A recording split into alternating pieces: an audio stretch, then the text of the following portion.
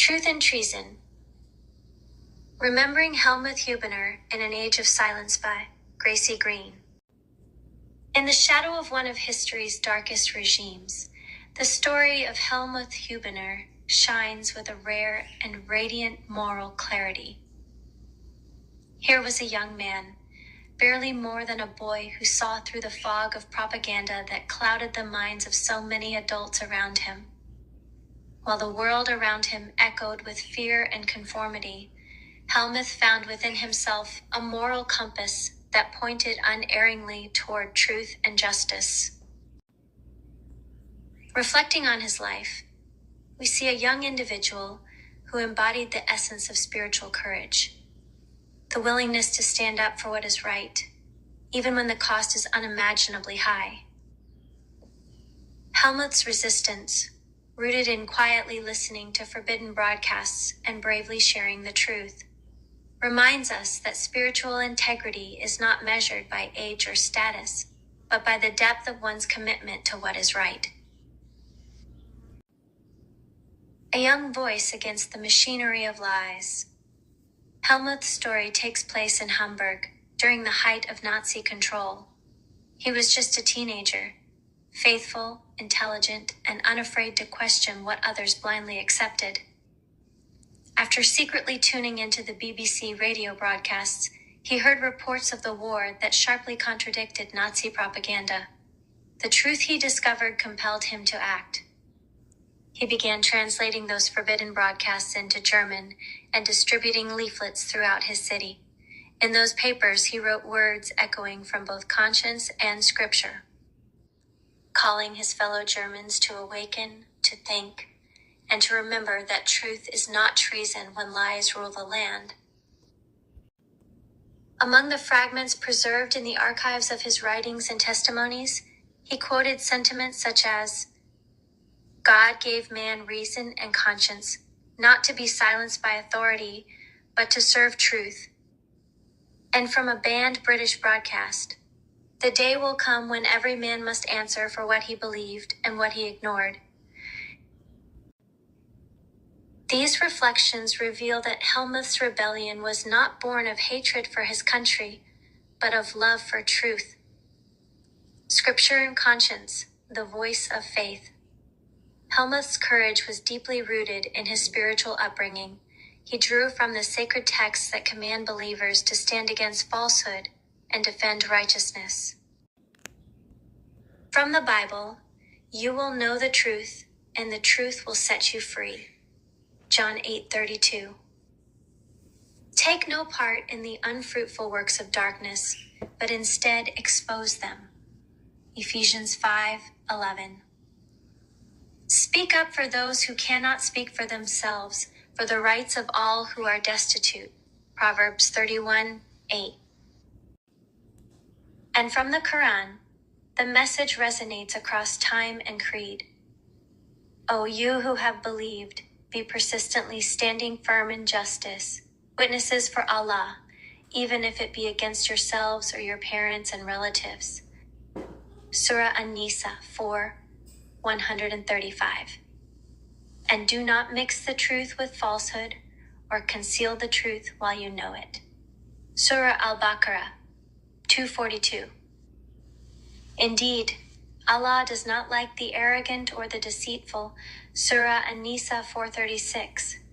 These verses could have easily been the moral foundation of Helmuth's heart.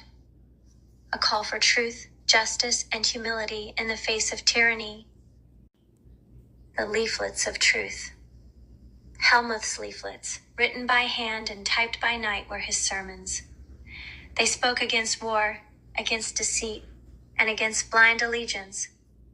He often paraphrased words from BBC reports and banned authors like Erich Maria Remarque and Thomas Mann, whose works exposed the brutality of nationalism and the emptiness of pride. One of his messages read, "Hitler cannot win a war against truth. Lies may blind the eyes of men, but not the eyes of God." He understood what many still struggle to grasp. That propaganda, when left unchallenged, becomes a silent weapon that enslaves the soul. His was a resistance not of guns, but of conscience, a spiritual defiance. As the Quran reminds us and say, truth has come and falsehood has vanished. Indeed, falsehood is bound to vanish.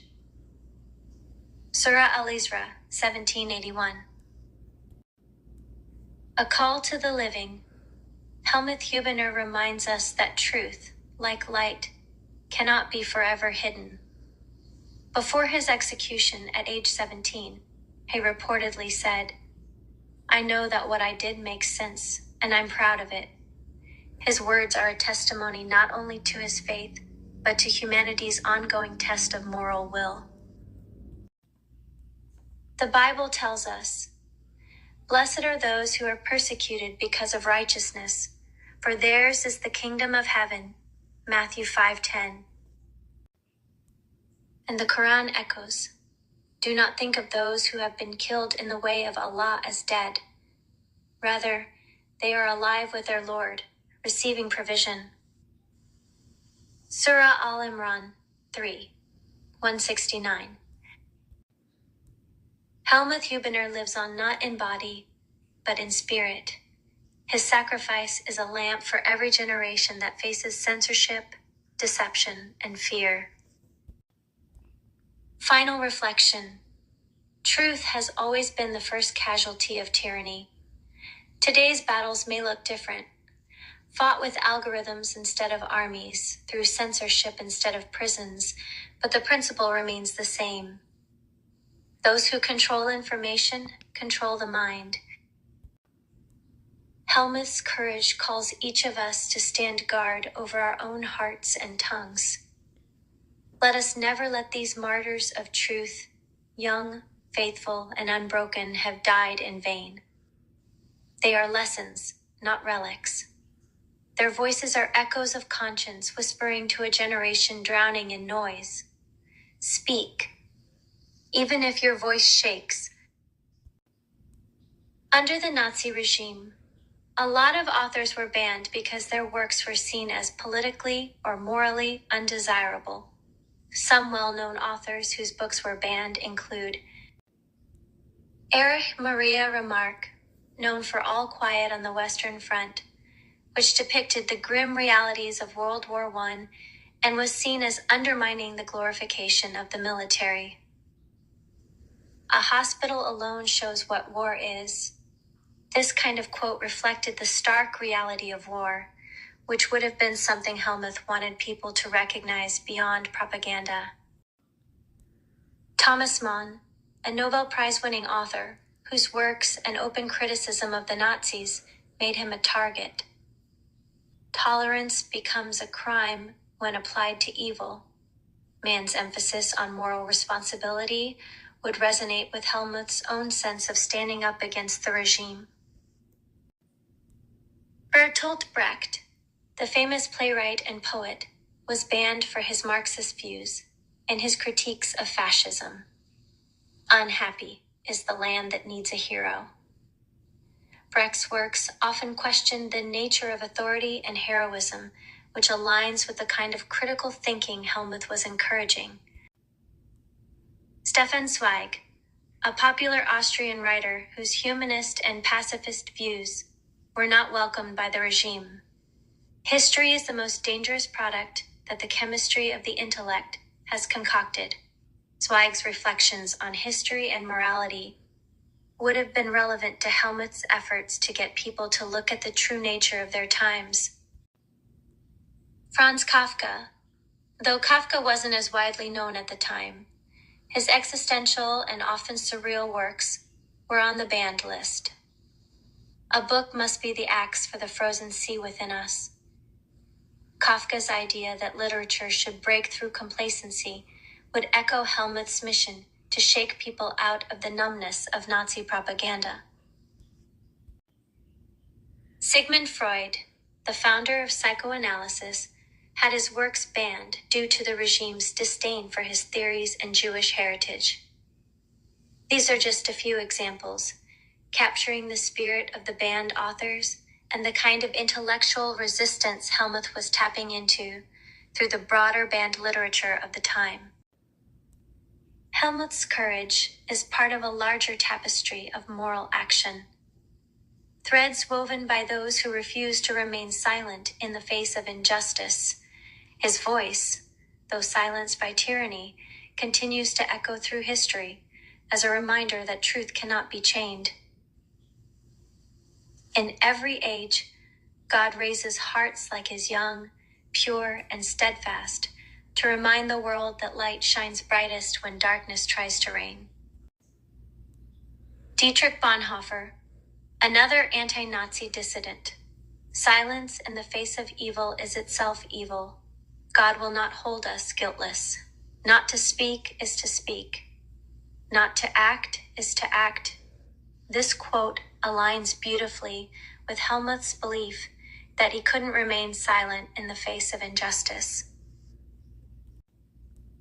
Anne Frank, though younger and in a different context, still from the era, how wonderful it is that nobody need wait a single moment before starting to improve the world. This quote highlights the power of youth and immediate action, much like Helmuth's own courage at a young age. Mahatma Gandhi, you may never know what results come of your actions, but if you do nothing, there will be no results. This can emphasize the importance of Helmuth's willingness to act even when the outcome was uncertain. Martin Luther King Jr., though later his words reflect universal truths. The time is always right to do what is right. This underscores the moral imperative that Helmuth followed, acting on his conscience regardless of the risk. As the Quran says, "And do not mix the truth with falsehood or conceal the truth while you know it." Quran 2:42. And as Jesus said in the Gospel, "You will know the truth, and the truth will set you free." John 8:32. I invite you to reflect on your own life. What small acts of courage can you take today to stand for what you believe is right? May we too have the courage to stand firm, to speak truth with love, and to honor those who gave their lives so that freedom of thought and faith may endure. Angel Studios, Faith in a Fallen World. Truth and Treason is brought to life by Angel Studios, founded by four brothers Neil, Jeffrey, Jordan, and Daniel Harmon, and their cousin Benton Crane. Their mission is clear: to honor God through art, to defend truth, and to restore moral value in a world that seems upside down. In an era when censorship reigns and truth is buried under layers of political and digital control, this film arrives as both a warning and a mirror. Capturing the true story of Helmuth Günther Guddat Hübener, a 17-year-old German who dared to stand against Adolf Hitler's propaganda with nothing more than his conscience, a typewriter, and an unwavering faith in God.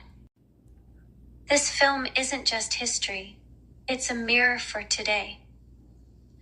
In an era of censorship and controlled narratives, Helmuth's voice reminds us that silence in the face of lies is also a form of surrender. His story calls us to protect truth with the same conviction he showed, not with anger, but with courage and faith. Truth and Treason isn't just a movie to watch, it's a message to remember. The Harmon brothers and their cousin continues to produce inspirational, family-friendly films rooted in faith and moral purpose. From The Chosen to Sound of Freedom and now Truth and Treason, their mission is to honor God through storytelling and to bring light into a darkened world. Those who know me know that I do not watch television or movies. I care little for pop culture and have no interest in the noise of secular entertainment. I've long boycotted most major corporations, choosing instead to support only those whose work reflects integrity and moral purpose. So for me to recommend a film and a production company should speak volumes. Truth and Treason and Angel Studios are rare examples of art that uplift rather than corrupt, that inspire reflection rather than distraction. This film stirred something sacred within me. A reminder that truth is not entertainment, it's enlightenment. And in times like these, that matters more than ever. Thank you for listening. I won't end with my usual long close this time, since I wanted to leave room for my review and keep the video short. Please don't forget to like and subscribe. It really helps push the algorithm so more people can see this message. And please, share it on every platform you have. This film carries an important truth that everyone should see. Assalamu alaikum. Peace and blessings be with you always, and remember, the only true religion is the religion of truth. Love always, Graycie.